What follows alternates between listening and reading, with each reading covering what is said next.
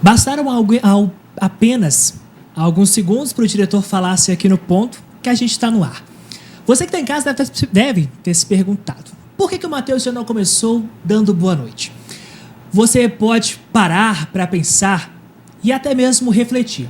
Quantas pessoas nesses momentos de pandemia e tantos outros que a gente vem enfrentando, nesse exato momento em que nós estamos, podem estar enfrentando uma crise de ansiedade, uma crise de pânico, sozinhas, sem saber no que está acontecendo.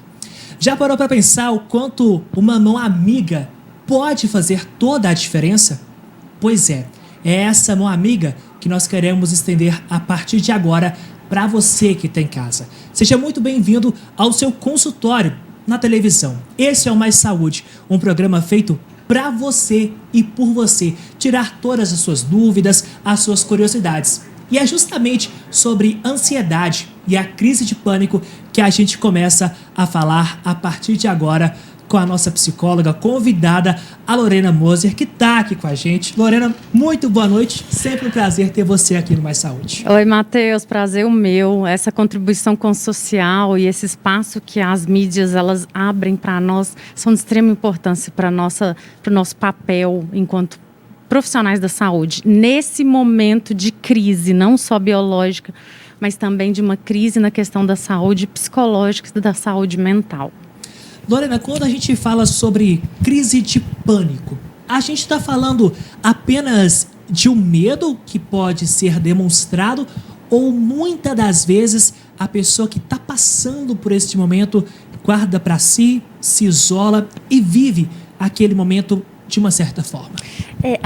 Quando a gente fala, né, da distinção da crise de pânico e ansiedade, a de ansiedade ele pode até conseguir fazer isso. Agora, a de pânico ela é muito intensa, né? Inclusive, uma das questões que a gente trata muito é que o ataque de pânico ele é tão intenso que aquela pessoa normalmente, na maioria dos casos, ela vai ser hospitalizada, porque ela tem uma sensação de perda de controle, de taquicardia, falta de ar, ainda mais associada à pandemia, né, gente? Qualquer falta de ar, a gente já acha que está com Covid.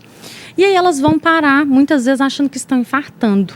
Né? Então, o quanto a gente tem casos vindos, né, de encaminhamentos de cardiologistas com pessoas que tiveram ataque de pânico, procuraram um cardiologista achando que estavam infartando e, chegando lá, ouviram: não, é uma ansiedade, é um ataque de pânico. E aí eles falam: era só isso, não era infarto. Né? E eu acho engraçado esse só, porque esse só, ele tira o indivíduo completamente do eixo, ele traz uma disfuncionalidade talvez até mais difícil, perdoe-me a comparação, do que o infarto. O indivíduo, eu diria que são sinais, né, que o corpo dá.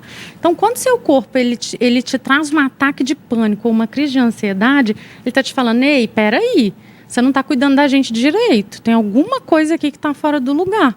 Então, uma preocupação excessiva, o medo excessivo, né, eu diria que esse imediatismo da nossa era, né, nós queremos tudo para ontem, anteontem. Então, tudo isso vai contribuindo. Além das preocupações cotidianas, diante do cenário, eu diria que mundial, né, Matheus? Sim. Muito complicado, né? Mas, enfim, gente, tem como a gente cuidar dessa saúde mental aí. Lorena, quando a pessoa ela passa pela síndrome do pânico, aquele momento ali, tem uma pesquisa que diz que estima que pelo menos 3% dos brasileiros experimentem pelo menos um episódio de pânico por ano. Mas como que isso acontece? É apenas um momento ali, a pessoa está aqui conversando, eu posso ter um momento de pânico, ou isso é uma certa construção de dias passados que resulta ali em determinado momento, não importa a hora, a ocasião? Sim, então, você falou agora de uma terceira questão, que é a síndrome do pânico. Porque crise de ansiedade, ataque de pânico e síndrome do pânico são questões diferentes, mas parecidas.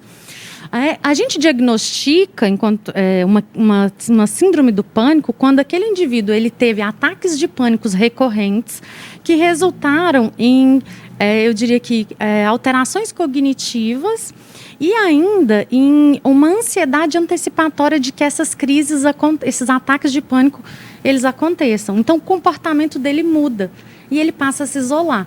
Isso, mais ou menos, em média, eu diria que 30 dias acontecendo. Então, você tem tanto medo de ter um ataque de pânico que você se isola, você para de sair, você não consegue ir para o social, você não tem a funcionalidade de trabalhar, né? E aí, eu diria que o ataque de pânico, normalmente, ele é súbito. Né? De repente, você está ali trabalhando, o dia está todo planejado, e aí, de repente, é como se você quebrasse alguma coisa e aquilo ali desabasse todo o seu dia e você tivesse que realmente olhar para aquilo e entender o que está acontecendo.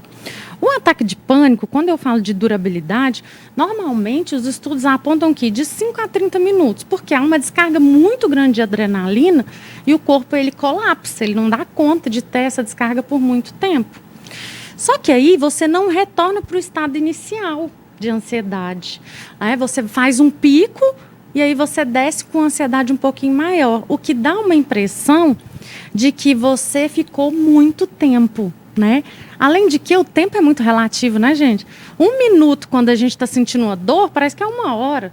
Então, imagina 5 minutos de uma sensação de morte. Aquilo ali durou uma vida.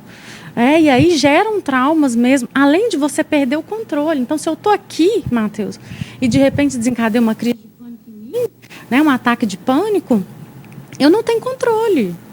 Eu não tenho controle sobre isso. Eu vou simplesmente colapsar aqui e vocês que lutem, né? Eu brinco. Vocês que lutem para cuidar de mim, né? Mas, Lorena, justamente, aí as pessoas que estão ao redor, eu acho que a gente pode dizer assim, se tem a obrigação mesmo de ajudar quem está passando por esse momento. Mas a gente sabe que, infelizmente, essa não é a realidade. A gente vê muitos apontamentos, muitos julgamentos para que isso é frescura, para que isso é apenas um momento e vai passar. A gente sabe que vai passar. Mas como que as pessoas que estão ao redor podem ajudar essa pessoa a enfrentar, a passar esse momento de pânico? Então, eu falo muito que, assim, algumas pessoas só oferecendo o apoio, né? Olha, Matheus, eu estou aqui, tá? Você me diz como que eu posso te ajudar? Então, assim, é interessante a gente perguntar, às vezes, para o outro, como que você pode ajudá-lo. Porque se você for, eu diria que muito invasivo, isso pode soar de uma maneira um pouco estranha, né?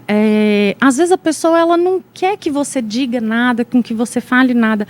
Ela quer que você fique ali, às vezes, em silêncio. Aquele silêncio que acolhe, às vezes é um abraço que hoje, infelizmente, a gente está meio que... Restrito, né? Restrito, mas um abraço, ele tem um efeito terapêutico fantástico, ele libera até hormônios muito bons. Então, tem toda essa questão. A nossa empatia e o fato de estarmos reativos não permite que a gente seja generoso. Né? Eu tenho adentrado muito essa questão de um ato de generosidade por dia. Então, da gente tentar todo dia fazer uma coisinha que seja mínima, assim, sabe? Se a gente fizer isso, cada um fizer o seu ato de generosidade, o mundo vai ser melhor. Então, às vezes tem uma pessoa precisando atravessar a rua, às vezes tem uma pessoa que você vê que está chorando compulsivamente, as crises elas podem desencadear esse choro, aí você pode falar, olha, eu posso te ajudar de alguma forma? Então, se colocar em uma posição passiva, mas ali para ser ativo em qualquer necessidade que aquele sujeito apresentar. A questão dos apontamentos, gente, isso me parte o coração, né? Do preconceito, do estigma, é doido. Aquela pessoa é doida, eu falo, os doidos são os melhores, né? Me julguem, gente, porque, assim, ser lúcido hoje em dia nem é tão conveniente assim, vamos combinar, né? No entanto, manter um nível de saúde mental é bacana para a gente conseguir, eu diria que, buscar os nossos objetivos de vida, né, cumprir o que a gente chama de missões e propósitos na nossa existência. Então, para que a gente hoje, uma sociedade em que a gente está, em que os quadros ansiosos, o Brasil é o primeiro país mais ansioso do mundo. Eu não queria esse título. Ninguém queria, né? Lorena, e quando a gente fala do Brasil estar em primeiro lugar, é possível se apontar aí ou estimar quem mais tem momentos de pânico, se são homens, se são mulheres, adolescentes, crianças, adultos? Normalmente são mulheres, né? É interessante essa questão da saúde mental, dos transtornos, que normalmente eles têm uma incidência muito maior nas mulheres. E eu diria que, por uma questão, biopsicossocial, sabe? A mulher ela é mais vulnerável. Eu diria que talvez por isso incida tanto, né? Hoje a mulher tem papéis de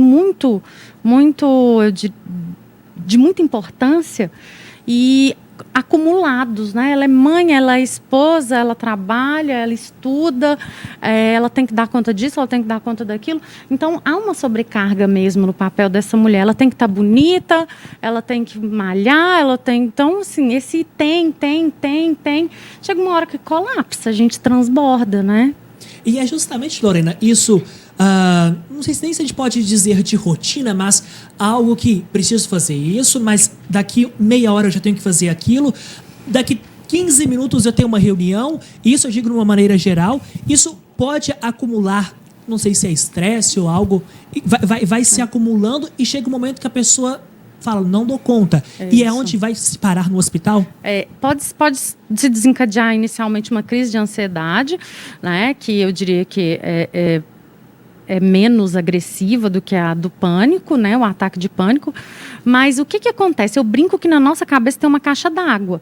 Se essa caixa d'água vai enchendo de estresse, de emoções que não foram resolvidas, e a gente não tem uma torneirinha para abrir, para ela, né, fluir, derramar, ela transborda. E aonde ela transborda, ela gera adoecimento.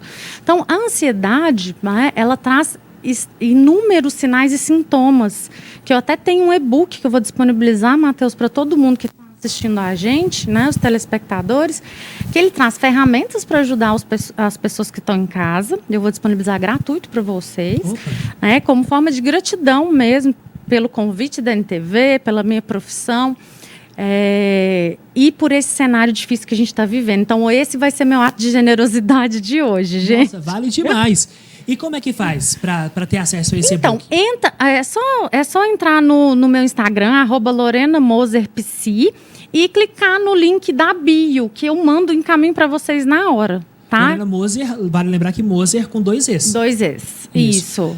Ô, Lorena, então o pessoal pode ir lá no seu Instagram que vai ter acesso a esse e-book. Sim. Lorena, mas aí quem tem casa pode estar falando, eu preciso liberar essas emoções, eu preciso resolver algumas pendências que estão me levando a esse momento de pânico. E aí, como? Como, né, gente? Então, a psicoterapia, eu diria que é uma primeira válvula que a gente usa de escape, né? Eu recomendo para todo mundo, e antes de ser psicóloga eu já fazia, continuo fazendo sendo psicóloga, e recomendo por fazer e por ser psicóloga. Então, né, eu falo que nós somos meio que uma pirâmide. O psicólogo, ele faz terapia, né, e ele fornece, é aquela coisa.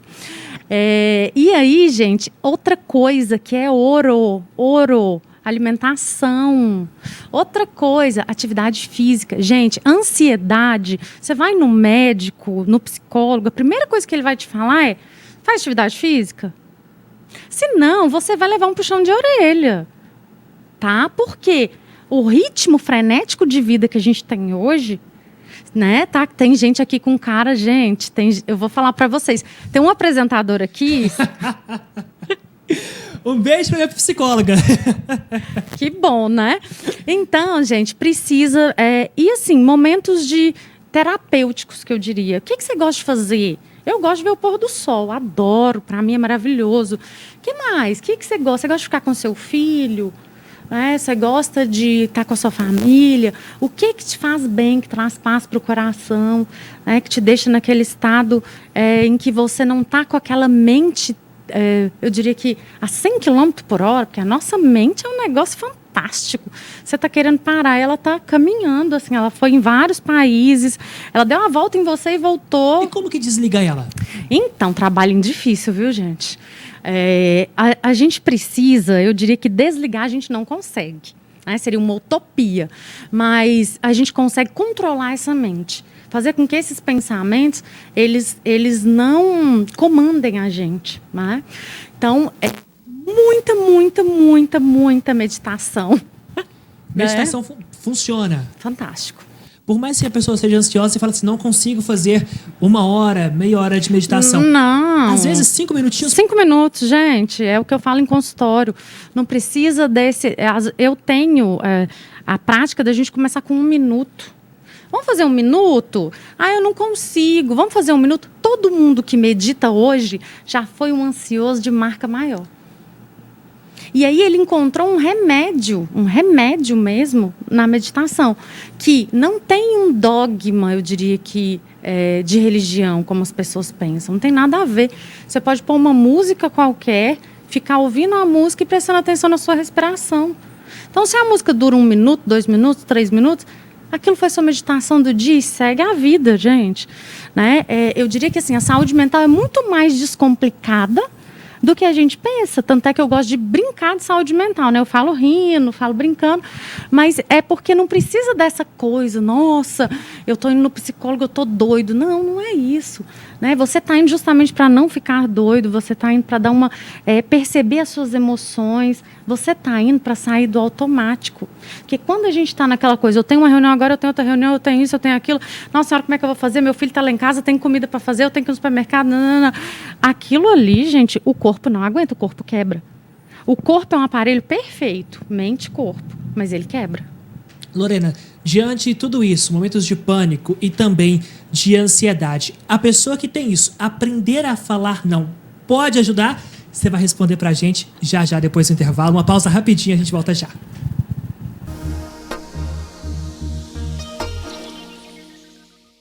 Já estamos de volta ao vivo com o programa Mais Saúde. Você que está em casa, continue participando com a gente através do 99947-4515, 3821-4488. Fique à vontade para mandar sua pergunta, para participar aqui com a gente. Eu continuo conversando com a psicóloga Lorena Moser, que está falando com a gente sobre crise de ansiedade, pânico também.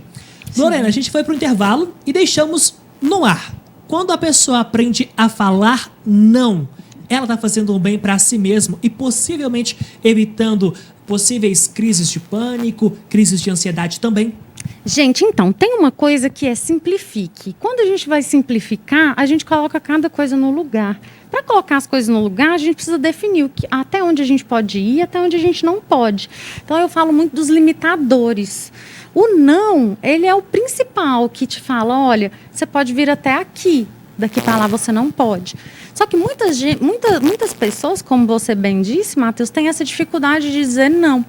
Só que ela diz sim para o outro e ela está dizendo não para ela, para a saúde mental dela, para a saúde física. Ela está dizendo não para uma infinidade de fatores ali que dizem respeito a ela. É justo com você dizer sim para o outro e não para você? Não é muito mais pertinente você se posicionar e falar não? Não precisa ser um não rude, né? Agressivo, mas você pode simplesmente falar para o outro, olha, eu não posso neste momento, se em outro momento eu puder ajudar, vou ter prazer. Então, não mata, não arranca pedaço. E assim, é um índice enorme de pessoas que se sobrecarregam, porque não conseguem dizer não. Doutora Lorena, partindo disso, a gente sabe que muitas vezes a gente fica ansioso, de repente, para apresentar um trabalho, para vir participar de um programa, para apresentar um programa na televisão e tantos outros fatores que a gente passa no dia a dia. Mas, Lorena, qual que é a diferença daquela crise de ansiedade? Não sei se eu posso chamar de gostosa, mas aquela que dá aquele friozinho na barriga, aquilo que, meu Deus, vou fazer e vai dar certo, para aquela que fala, poxa vida, não está dando certo, não dou conta de fazer, vou parar por aqui e vou entregar o jogo. Exato. Então, assim, as pessoas chegam no consultório e falam assim, eu quero acabar com a ansiedade. Eu falo, não pode acabar com a ansiedade. Gente, a ansiedade é boa. Isso que o Matheus falou, por exemplo, quando eu venho no programa de TV, eu tenho uma ansiedadezinha, que é aquela coisa de falar com o público, de câmeras. Quando eu tenho que entregar um trabalho na faculdade, que eu tenho que apresentar, eu também tenho. E é essa ansiedade que me tira do lugar e faz com que eu busque o meu desenvolvimento. A ansiedade, ela é uma reação natural do corpo, do organismo. Não dá para acabar com ela. Não pode. Agora, a ansiedade patológica, que é essa que a gente está falando que desencadeia pensamento acelerado, dificuldade de concentração, nós podemos ter micção frequente, são várias idas ao banheiro, né? Os tremores e vários outros fatores, né? Ataque cardíaco, dificuldade de respiração. Mão suada também? Sudorese, né? Que é a mão suada. Então, são dormência, Matheus, também, né? São tantos sinais e sintomas que a gente até se perde para falar deles, né? Mas essa ansiedade é a patológica, é essa que tem tratamento e que a gente consegue manter em um nível saudável, porque a ansiedade é linda, a gente adora ela, a patológica que não. Lorena, a gente conversou aqui a respeito de crise de ansiedade, de momentos de pânico. Esses dois fatores podem acabar levando a pessoa, desde que ela não receba um tratamento adequado, a uma possível depressão? Gente, então, quando eu fiz estágio no CAPS, né, foi uma escola muito grande. E a gente imaginava que os adoecimentos eles não evoluíam. Acreditem, eles evoluem se eles não são tratados. Né? Então, uma ansiedade ela evolui para um processo depressivo, que evolui para uma depressão psicótica, que, enfim, vai evoluindo se a gente não cuidar. Né? Então, precisa cuidar. E essa é uma dificuldade muito grande na saúde mental, porque somos estereotipados, infelizmente. Eu não vou no psicólogo, é doido. Eu escuto isso assim todo dia. Nós estamos... Olha o quanto a gente já evoluiu, ou deveria ter evoluído, e a gente ainda esbarra com meia dúzia de pessoas, ou, enfim, meia dúzia por dia, eu diria, que tem esse pensamento retrógrado. Eu vou no psiquiatra é coisa de doido. Gente, psiquiatra é lindo, é ótimo. A gente precisa, às vezes tem que associar medicamento. Quem é o profissional que vai prescrever uma medicação para você? É o psicólogo? Não. Se o seu psicólogo te prescreve medicação, pode denunciar ele para o conselho. Não. Não deve? Não. Né? Nós não temos uma regulamentação para prescrição de medicamento. Então, o único profissional que prescreve medicamentos nessa área de saúde mental é o médico, né? Que pode ser um clínico geral ou um outro médico, de preferência o especialista em saúde mental, que é o psiquiatra. Né? Então, ele vai prescrever. E outra coisa, que é o estereótipo do medicamento. Gente, as medicações evoluíram muito. Não temam, busquem conhecimento. Lorena, partindo de tudo isso, infelizmente, nosso tempo está acabando, mas eu quero aproveitar a sua presença aqui e a gente vai fazer algo que não estava combinado. Num contexto geral, pegando esse momento de pandemia, pessoas que estão passando por um momento de pânico, por uma crise de ansiedade, nesse momento que está acompanhando o nosso programa, eu queria que você olhasse ali para a câmera 5 e, em 2 minutinhos aqui, falasse algo para essas pessoas que estão enfrentando um momento de dificuldade em plena pandemia ou algo que essa pessoa já vinha guardando e nesse momento piorou. Sim, Momento terapia no nosso programa. Bom, primeiro eu quero agradecer o momento, né? Vou usá-lo da melhor maneira possível.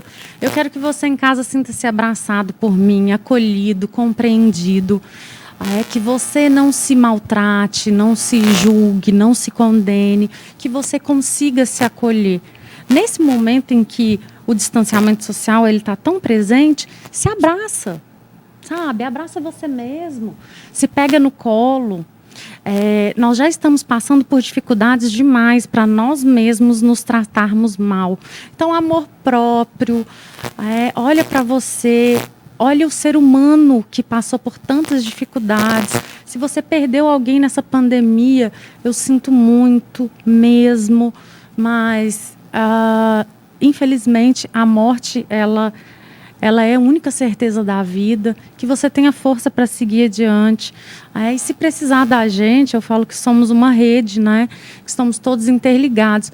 Entra lá no Instagram, pode me mandar uma mensagem que a gente conversa, tá? Então, receba aí todo o meu coração, toda a minha gratidão por estar aqui. Eu realmente amo a minha profissão e eu espero contribuir com as pessoas, né? É para isso que eu me tornei psicóloga. Então, gratidão, pessoal, por tudo. E eu estou à disposição. Tá? Quiser fazer uma pergunta, não precisa pagar a sessão, não. Pode mandar que a gente conversa, tá? Então, peraí, que era pra você ir embora agora, mas você não vai embora não, doutora. Gente. A Kelly tá perguntando aqui, pediu pra você explicar a ela sobre a dormência causada pela ansiedade. Como acontece e por quê? Então, gente, o que acontece? A dormência, ela é muito ocasionada, às vezes, por uma questão de, eu diria que, oxigenação. Né? Porque vocês já notaram que a gente fica com aquela respiração tipo cachorrinho, curtinha, né? E aí isso acaba causando, acometendo essa dormência, porque a gente fica com muito gás carbônico, né, no organismo. Além de também poder provocar desmaios, porque a gente não oxigena tão bem o cérebro com essa respiração curtinha. Então, a dormência é muito ligada com o meu braço direito, esquerdo, né? No caso do coração, está sentindo dormência, então eu estou infartando. Mas, às vezes, é só ansiedade. Né? Então, tratando todos esses sintomas, tratando a causa, eu diria que é a ansiedade, a gente reduz os sintomas. Então, quem está em casa pode buscar atividades alternativas, momentos prazerosos, como uma válvula para esse momento que a gente vive. Sim, precisa, né? Nós precisamos. Eu preciso, Matheus precisa. Nós, profissionais da saúde, não estamos imunes aos adoecimentos, né?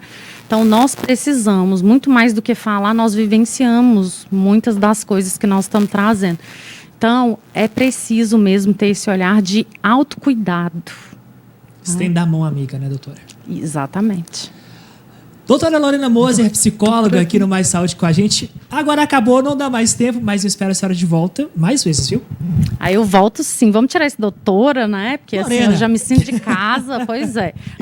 E eu volto sim, estou disponível. Eu acho que contribuir com o social é uma missão do psicólogo. Então, se a gente se formou, a gente tem até o juramento e eu quero cumprir com a minha. Então, contem comigo. Até onde eu puder ir, eu vou seguir tentando ajudar as pessoas. Nossa, muito obrigado. Até a próxima, viu?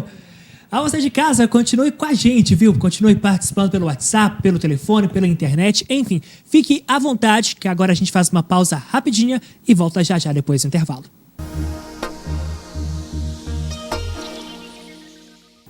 Estamos de volta ao vivo com o programa Mais Saúde. Você que está em casa, continue à vontade para participar com a gente através do 99947-4515 ou 3821-4488. Esse é o seu consultório ao vivo para você tirar todas as suas dúvidas, curiosidades com os nossos convidados. E agora eu recebo mais uma convidada especial aqui no nosso programa, a doutora Karina Alvarenga, ela que é endocrinologista. Falei certinho. Boa noite, doutora. Parabéns, boa noite a todos. É um prazer estar com vocês. Prazer é todo nosso. Doutora, a gente vai dizer agora, a gente vai conversar aqui no nosso programa a respeito da diabetes, o pré-diabético, na verdade. Você que tem em casa sabe o que é, como funciona? Aproveite aí, esse WhatsApp que está aparecendo aqui na sua tela, o 99947-4515, para mandar a sua dúvida. Fique à vontade que a doutora Karina vai responder todas para você. Doutora Karina, então, o que é o pré-diabético?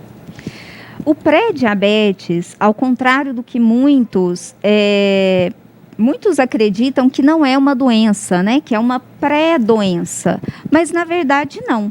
O pré-diabetes é uma doença onde a gente já tem uma inflamação dentro das células, dentro dos vasos sanguíneos. Então, é ali que começam as complicações do diabetes. É por isso que a gente fala que o pré-diabetes é um momento fantástico para a gente atuar e não deixar o paciente ficar diabético. Então, pré-diabetes é doença. Se acabar o programa com essa mensagem, eu estou feliz. Com certeza. Doutora, agora quem está lá em casa assistindo a gente, como é que faz para saber se ela é um pré-diabético? O ideal é que a gente faça 2 exames.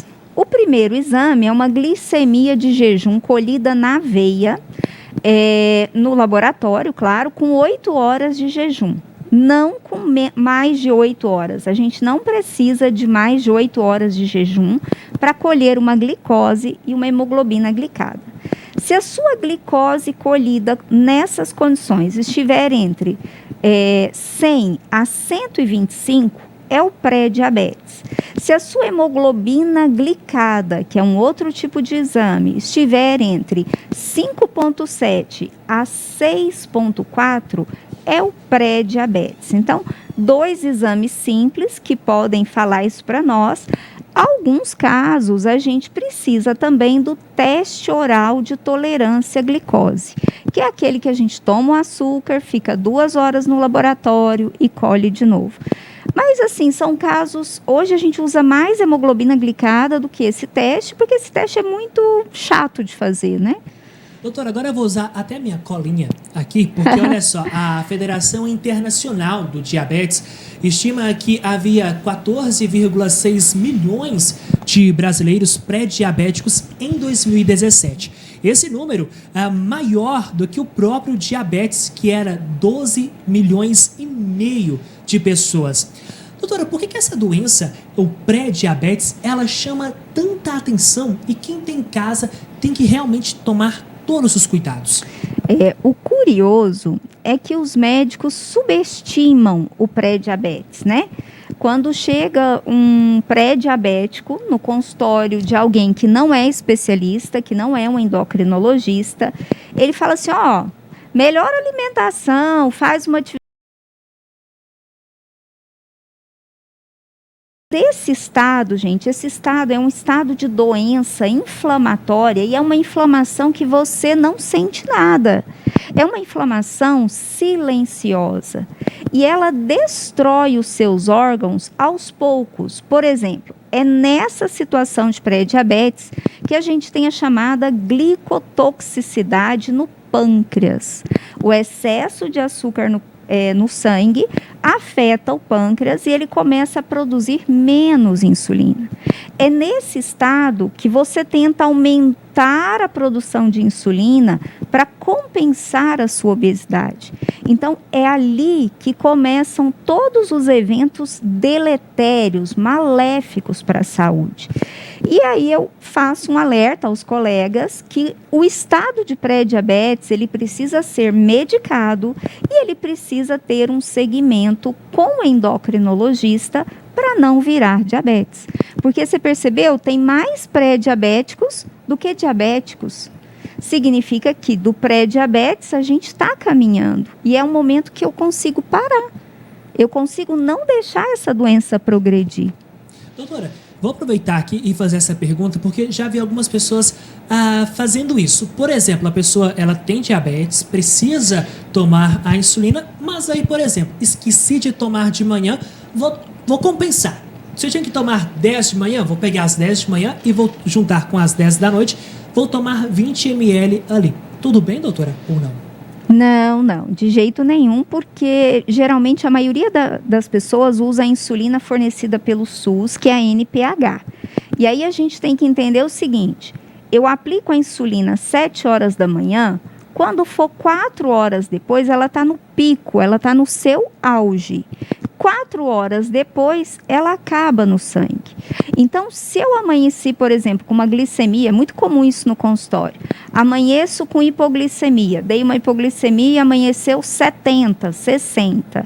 Se eu omitir essa dose de insulina, na hora do almoço eu não tenho insulina para corrigir a minha comida. Então, o certo é tomar uma colher de sopa de açúcar diluído num pouquinho de água, esperar 15 minutos, medir o teste do dedinho de novo. Se estiver acima de 70 ou acima de 80 para os idosos, para ter mais segurança, aí a gente pode aplicar a mesma dose da NPH, isso falando da insulina basal. Se o paciente faz a contagem de carboidrato, aplicar rápida para comer e medir 2 horas após. Mas jamais omitir a dose de insulina basal. Então, tá dado o recado para você que por acaso tá fazendo isso. Agora, doutora, voltando ao pré-diabetes, o que causa esse pré-diabetes?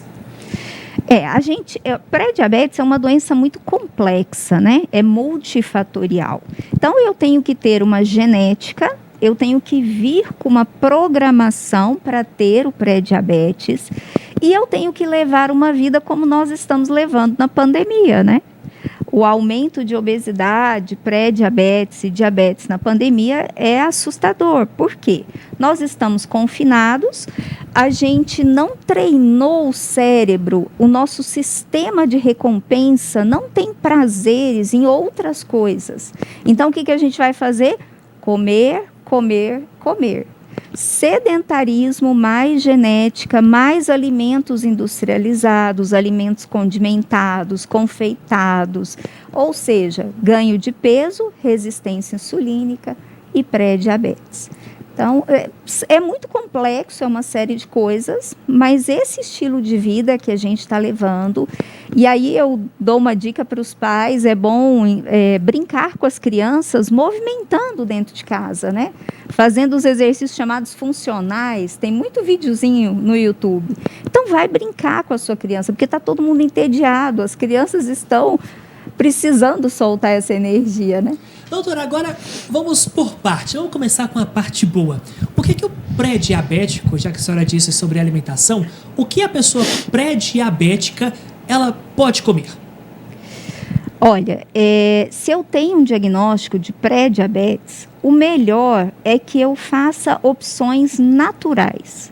Então, eu falo que é a comida que Deus deixou, né? Meu avô falava assim, é o arroz na quantidade certa, é o feijão na quantidade certa, é a salada, as frutas, alimentos com fibras, nozes, castanhas, carnes magras, né? Então, realmente são os alimentos saudáveis. A gente deve evitar, a gente não usa mais a palavra proibido como antes, né? Mas a gente deve comer moderadamente, evitar os industrializados, os confeitados, os açucarados, então suco de caixinha, refrigerante, tudo que vem do supermercado embaladinho, né, saquinho de salgadinhos. Então, assim, esses alimentos industrializados, eles são muito maléficos e são de alta densidade calórica. O que é isso? Numa porção pequena de alimentos, eu tenho uma caloria enorme. Esses são os que a gente deve consumir menos. E ainda nós devemos abdicar do cigarro, né? Abrir mão do tabagismo, que pode ajudar a progressão para diabetes, e a bebida alcoólica também deve ser um fator de preocupação. Doutora Karina, diante de tudo isso que a gente está conversando agora, a gente pode dizer que quem é pré-diabético, ele tem a diabetes ou não? Não necessariamente. Às vezes, alguns pacientes têm o diagnóstico de pré-diabetes e precisam passar por esse teste do açúcar para confirmar que não tem o diabetes. Mas, na maioria das vezes, o pré-diabetes é um estado inflamatório, de resistência insulínica, a insulina não está conseguindo funcionar adequadamente, a obesidade está intensa. Se não for um indivíduo obeso, é um indivíduo falso magro, que tem a gordura abdominal, aquela gordura visceral intraabdominal. E aí é o momento que a gente usa para não deixá-lo ficar diabético. E para essa pessoa pré-diabética, é necessário já a entrada com medicamentos, doutora? Isso mesmo. Isso é, assim, fantástico essa frase sua. Os trabalhos mostram que a mudança de estilo de vida foi superior à medicação em não deixar progredir da doença pré-diabetes para diabetes. O problema é que são poucos os seres humanos, são poucas as pessoas que conseguem manter estilo de vida saudável, que conseguem manter bons hábitos. Então, no pré-diabetes, a gente já medica, já entra com medicação e mudança do estilo de vida. Nunca a medicação sozinha, porque não existe um remédio milagroso. Realmente tem que ter um esforço nosso, né? E se o paciente volta e consegue fazer das mudanças do estilo de vida um hábito, aí a gente retira as medicações e deixa só a mudança do estilo de vida. Doutora Karina, tem muita gente participando aqui com a gente. Muito obrigado pela sua audiência. Continue mandando a sua pergunta pelo 99947-4515, 3821-4488. Fique à vontade para mandar a sua dúvida aqui pra gente, que a doutora Karina Alvarenga responde pra gente já depois do intervalo. Não sai daí.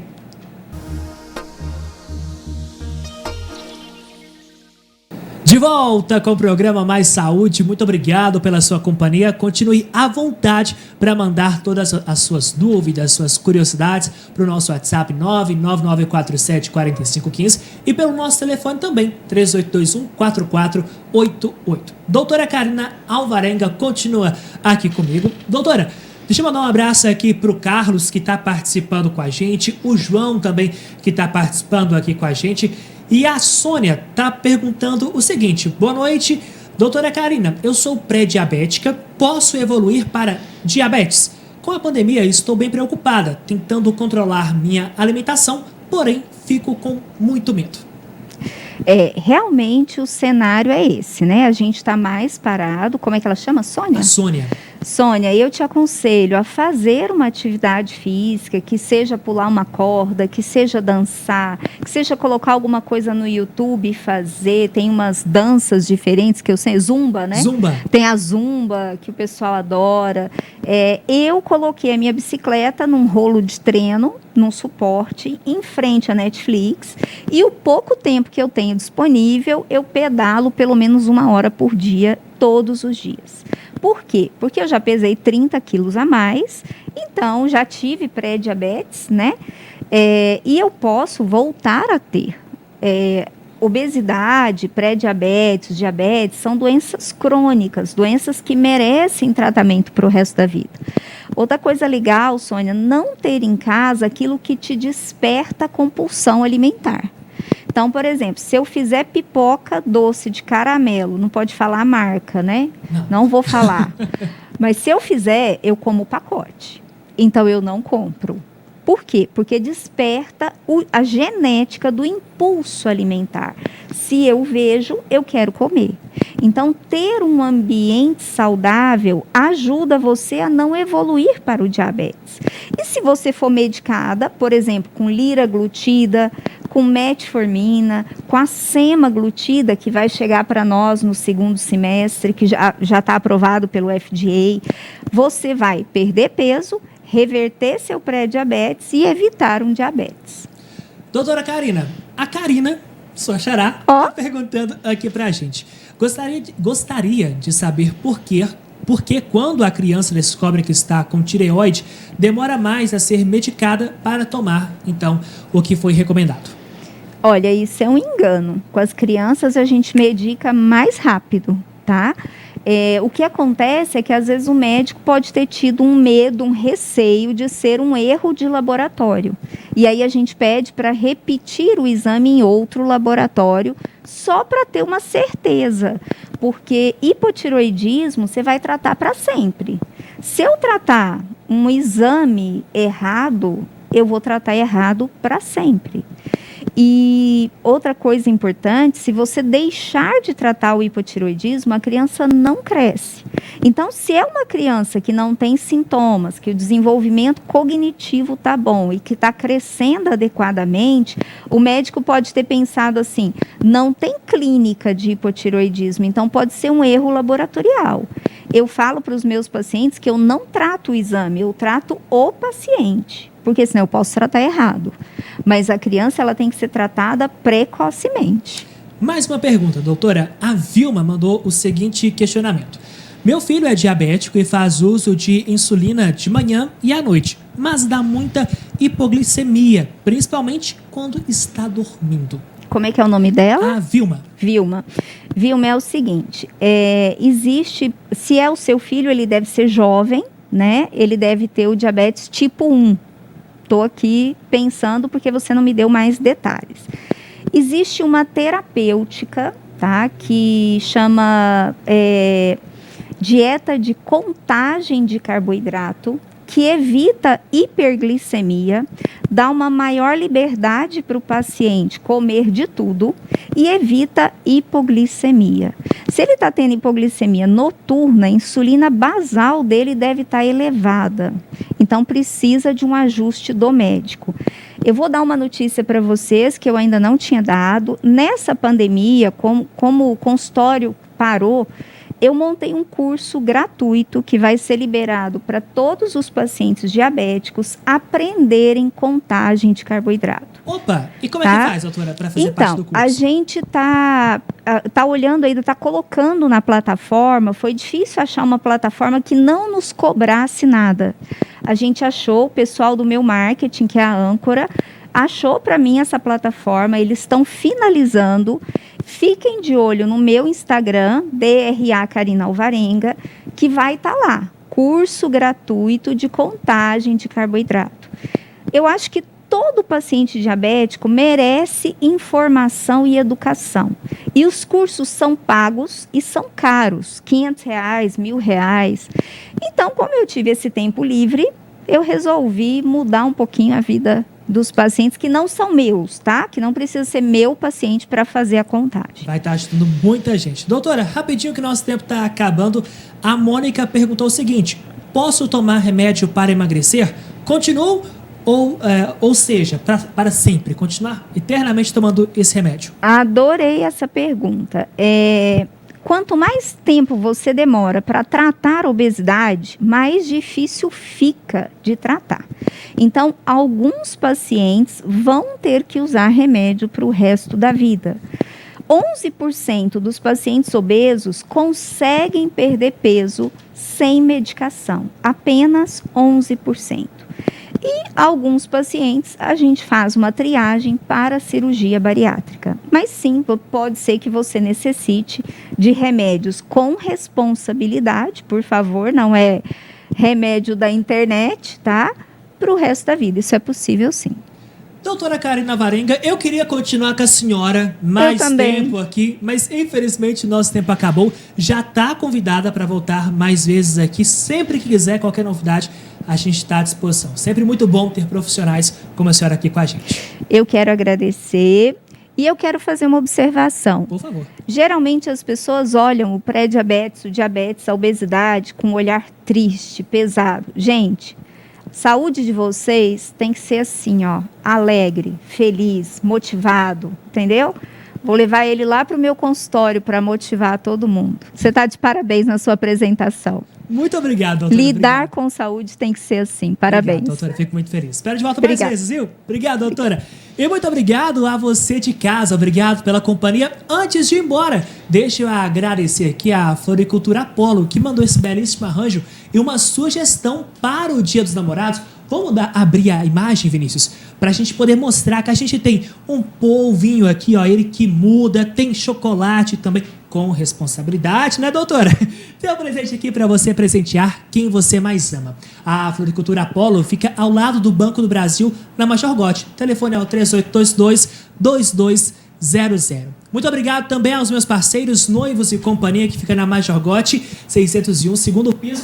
E também um beijo pro pessoal da Camarim. A Camarim que tá no Instagram, viu? Lá no Instagram tem live daqui a pouco. Então continue com a nossa programação e adquira suas peças na live, @camarim.patos. Acabou, Dai Cardoso! Boa noite pra você! Cadê o Daí? Oi, boa noite, Matheus.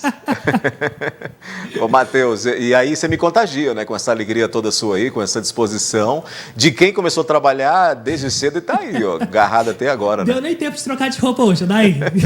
É a mesma do 30 ou não? É a mesma do 30. Faz de conta que não. Olha só, tem chocolate aqui, vou comer com responsabilidade. Isso. Meu amigo, tô de olho nas notícias agora com você aí no NTV News. Um abraço. Abraço para você, Matheus.